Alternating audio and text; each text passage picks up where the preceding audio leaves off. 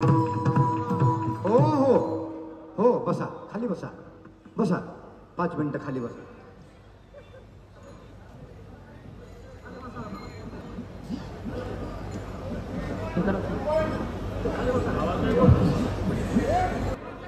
नमस्कार. आज समस्त मुंडे परिवाराच्या वतीने मी आदरणीय श्रद्धेय हरिभक्तपरायण ढोक महाराज यांचे मनापासून आभार व्यक्त करते. कारण त्यांनी जो प्रसंग सांगितला तो प्रसंग मी साक्षीला आहे. आणि मुंडे साहेबांच्या वाढदिवसाचं कीर्तन त्यांनी 12 डिसेंबर 2013ला केलं होतं आणि ते पण कारखान्यावर केलं होतं. आणि त्याच्यानंतर त्यांना त्यांच्या गोड जेवणाच्या कीर्तनाला यावं लागलं आणि तेव्हापासून ते आजपर्यंत 11 वर्ष झाले मुंडे साहेबांच्या पुण्यस्मरणाच्या दिवशी आवर्जून ढोक महाराज येतात. आणि मला असं वाटतं की मुंडे साहेबांनी त्या दिवशी जो आदेश त्यांना दिला, जी सूचना त्यांना दिली, ती त्यांना दिसत होतं की पुढे काय होणार आहे. आणि म्हणून ढोक महाराजांचं आणि त्यांचं ते नातं आजही 11 वर्ष त्यांच्या पश्चात चालू आहे. मी धनुभाऊला विचारलं, ते म्हणले मला आज बोलायचं नाही, माझी प्रकृती ठीक नाही आहे, तूच माझ्या वतीने बोल. प्रीतमताईंचं नेहमीच अडचण अशी होते की 3 दिवसांना त्या फार भावूक असतात आणि म्हणजे मी जरा जास्त निबर आहे का काय वाटायला लागले मला, पण तसं नाही. माझ्या भावंडांनी मला सांगितलं तू आमच्या वतीने बोल. मी गेले 11 वर्ष झाले या मंचावर बोलतच आहे. 11 वर्षापूर्वी मुंडे साहेब आमच्यातून गेले तेव्हा खूप मोठं संकट, खूप मोठी वीज आमच्या डोक्यावर कोसळली होती. मला आठवतं 2 जूनला रात्री मुंडे साहेबांना मी शेवटचं बोलले तेव्हा ते मला सांगत होते मला हेलिकॉप्टर पाहिजे कारण मला सत्काराला जायचं आहे. माझी आई आली आहे इथे. आम्ही चांगली नवी कोरी काठापदराची साडी सगळं तयारी करून ठेवली होती आणि सकाळी 6च्या सुमारास फोन आला की बाबांचा ॲक्सिडेंट झाला. कदाचित ही पुनरावृत्ती होत असेल आणि आज अशीच एक घटना आपल्या जिल्ह्यातही घडली. आपले आदरणीय अत्यंत मुंडे साहेबांचे जीवाचे विश्वासाचे आदरणीय जिजा, त्यांचाही मी फोटो तिथे लावलेला आहे. त्यांचाही असाच अचानक अपघात झाला. अपघात फार वाईट असतो जीवनामध्ये.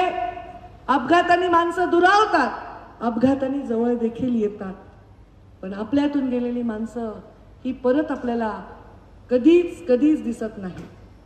अचानक बापाचा आधार गेल्यानंतर जीवनामध्ये पायावर स्वतःच्या उभं राहत असताना ज्यांनी आधार मला दिला त्या तुम्हा सर्वांचे हात जोडून मी आभार व्यक्त करते. हे कुटुंब आहे आणि या कुटुंबाच्या वतीने हे पुण्यस्मरण आहे, पण तुम्ही त्या कुटुंबाच्याही पलीकडे आहात कारण तुम्ही मुंडे साहेबांवर आमच्यापेक्षाही काकांवर जास्त प्रेम करता. आज इथे खरं सगळ्यांचं नाव, नमिता मुंद्रा आहेत आमदार, आमचे दोंडे साहेब आहेत, बदामराव पंडित आहेत, आमचे लंगे साहेब आलेले आहेत, आमचे देवीदास राठोड आलेले आहेत, गुगे गजाननजी गुगे आलेले आहेत, आमचे मुरकुटे जयहरी ते तर नेहमीच मला भरभरून प्रेम देतात. सगळ्या म्हणजे मी सगळ्यांची नावं घेऊ शकते, तर सगळे जिकडे तिकडे बसलेत. आज मोठी तिथी आहे आणि लग्नाची तिथी आहे, पण एवढ्या मोठ्या संख्येने तुम्ही सगळे आलात. काय दरवर्षी करावं ढोक महाराज प्रश्न पडतो. ज्या बापाला जखम झाली म्हणून कळलं असतं तर या देशात इतकं रक्त लोकांनी दिलं असतं की मला नाही वाटत की हिस्ट्री तयार झाली. त्या आठवणीत मुंडे साहेबांसाठी मी रक्तदान शिबिर घेते. मी स्वतःही रक्त देते कारण जर त्यांना लागलं असतं तर आपण रक्त कमी पडू दिलं असतं का? त्यांना लागलं असतं तर आपण काहीच कमी पडू दिलं नसतं. पण ज्याला कुणाला लागणार आहे त्याला कमी पडू नये या भावनेने आम्ही हे कार्यक्रम घेतो, रक्तदान शिबिर घेतो, आम्ही आरोग्य शिबिर घेतो, विविध कार्यक्रम राबवतो. आज वृक्षारोपण आहे, वेगवेगळे कार्यक्रम राबवत आहेत. या कार्यक्रमांमधून साहेबांना जिवंत करण्याचा, त्यांच्या विचारांना जिवंत ठेवण्याचा प्रयत्न आम्ही करत असतो. त्यांनी सांगितलेली कहाणी मला फार आवडली. ढोक महाराजांनी, कहाणी नाही ती सत्यच आहे. द्रौपदीला कृष्ण म्हणाला तू सगळ्यांना साथ घातलीस पण मलाच घातली नाहीस, आणि मला साथ घातल्याबरोबर मी आलो. ईश्वराला सुद्धा मागितल्याशिवाय ईश्वर देत नाही. मागावं लागतं आणि मागण्यासारखं आपण असावं लागतं. आणि त्यामुळे मुंडे साहेबांचे संस्कार, मुंडे साहेबांचे विचार, माणूस असा नसतो, माणूस चुकतो, माणूस वागतो, आम्ही चुकलो असतो, काही झालं असेल, पण त्यांच्या मनामध्ये जी भावना होती सामान्य माणसाप्रती ती इतकी निष्पाप आणि इतकी स्वच्छ होती की त्यामुळेच ते जिवंत आहेत. ते काही माझ्यामुळे जिवंत नाहीत, ते आमच्या परिवारामुळे, आमच्या कर्तृत्वामुळे जिवंत नाहीत, ते त्यांच्या कर्तृत्वामुळे जिवंत आहेत. त्याचे आशीर्वाद आम्हा सगळ्यांना मिळत असतात. ते पुण्यात्मा आहेत आणि म्हणूनच ते कधीही कोणाविषयी वाईट त्यांनी चिंतलं नाही. पुण्यश्लोक अहिल्यादेवी शताब्दी वर्ष आहे. वेगळ्या वेगळ्या ठिकाणी मी कार्यक्रम करते. कालच मी जबलपूरला होते, तुमच्या नागपूरवरनच आम्ही इकडे आलो. आणि मी विचार करते की सामान्यांचा, वंचितांचा वाली आणि वाणी बनण्याचा प्रेरणा अशा सगळ्या गोष्टीतून मुंडे साहेबांना मिळाली असेल. त्यांना खूप करायचं होतं. आज पत्रकारांनी मला विचारलं की आज मुंडे साहेब असते तर मी मला नक्कीच ते देशाच्या फार मोठ्या पदावर असते, आज ते देशाच्या तिथे त्यांच्या सहकाऱ्यांबरोबर आपल्याला रोज दिसले असते, पण ते नाही. तुम्ही त्यांना कुठे शोधता मला माहित नाही, पण मी तुमच्यात त्यांना शोधते, तुमचे आशीर्वाद त्यांना शोधते. मला भीती वाटते एका कार्यक्रमाची, ज्या कार्यक्रमाला गर्दीच नसेल. मी जेव्हा इथे सुरुवातीला येते ना, डोकमाराच भीती वाटते, कारण अर्धच असतो सभागृह, लोक सगळे इकडे तिकडे पसरलेले असतात, पण तुमची सुंदर वाणी जेव्हा ऐकायला येते सगळे धडाधड धडाधड येऊन बसतात. हे पुण्य असतं, एका लेकीच्या हाता वाट्याला आलं.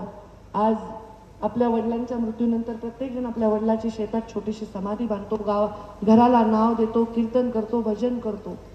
आज 11 वर्ष झाले गावोगावात मुंडे साहेबांची जयंती, पुण्यतिथी साजरी होते. हे माझं भाग्य आहे, आमच्या परिवाराचं भाग्य आहे. आमच्या परिवाराच्या वतीने मी तुम्हा सर्वांचं स्वागत करते. का स्वागत करते? कारण तुम्ही आम्हाला बळ दिलेलं आहे. कार्यक्रम स्वागताचं नाही आहे, पण मुंडे साहेबांच्या कार्यक्रमाला तुम्ही आलात. तुम्ही जिथे ते असतील त्यांना किती आनंद वाटेल की हे माझे सहकारी होते, हे मला अजूनही आठवण करतात, हे अजूनही माझ्या कार्यक्रमाला जातात, किती आनंद. आज त्यांच्या जिल्ह्याला आमचे जिल्हा गेले. मी जिल्ह्यांचा फोटो गोपीनाथ गडावर लावला आणि त्यांना मी सुतक देखील पाहिला. मला ब्राह्मणांनी कानात सांगितलं, जिजांसाठी एखादा पदार्थ सोडा बरं का ताई, तुम्ही लेख म्हणून इथे 3 दिवस थांबून राहिले. हे ऋणानुबंध आहे, ना जात आहे, ना धर्म आहे, ना वय आहे, ना काही आहे, इतके ऋणानुबंध आहेत. असे अनेक ऋणानुबंध आम्ही जोडलेले आहेत. पण महाराज म्हणले तसे, जयाअंगी मोठेपण तया यातना कठीण, पण कठीण यातनेतूनच मोठं होता येत असतं. ज्याला यातना नाही, रावणाला कुठे वनवास झाला, कुठे कौरवांना वनवास झाला, पांडवांना, चांगल्या माणसालाच त्रास होत असतो. आम्ही यातना भोगायलाही तयार आहोत, जर तुम्ही आमच्या सोबत आहात, आम्ही यातना भोगायला तयार. म्हणून मी तुम्हा सर्वांना मुंडे साहेबांच्या वतीने, आमच्या परिवाराच्या वतीने आभार व्यक्त करते. तुम्ही माझ्या बाबांचा पुण्यतिथीचा सोहळाला एवढं वैभव प्राप्त करून दिलं. सगळ्यांना हात जोडून विनंती आहे की आपण 2 घास तरी प्रसाद घेऊन जाऊ, कोणीही भोजन केल्याशिवाय जाऊ नये. या कार्यक्रमाला प्रीतमताई आहेच आहेत आमचे. आता मुंडे साहेबांना ते सुद्धा इथेच शोधतात. माझा मुलगा आहे आर्यमन, प्रीतमताईंचा मुलगा आहे अगस्त्य, आणि आमची आई, आमचे सगळा परिवार, काकू, आमचे सगळे भावंड आज बऱ्याच वर्षांनी या कार्यक्रमाला आम्ही एकत्र आहोत. दृष्ट वैभवाला लागू नये असं मी म्हणते. तेव्हा वैभव म्हणजे गाड्या, बंगले, बँक बॅलन्स नाही, वैभव त्याच्याही पलीकडे आहे. आणि हे वैभव आज आम्हाला जे प्राप्त झालेलं आहे, आज जिथूनही बाबा असतील त्यांना आनंद होत असेल, ते वैभव आमच्या जीवनामध्ये राहावं. ते म्हणजे लोकांचं प्रेम, आणि ते सदैव आमच्या पाठीशी राहावं एवढीच मी ईश्वराच्या चरणी प्रार्थना करते. 2 घास आपण सर्वांनी खाऊन जावं अशी आपल्या सर्वांना विनंती करते आणि माझ्या वाणीला विराम देते. धन्यवाद. विठ्ठल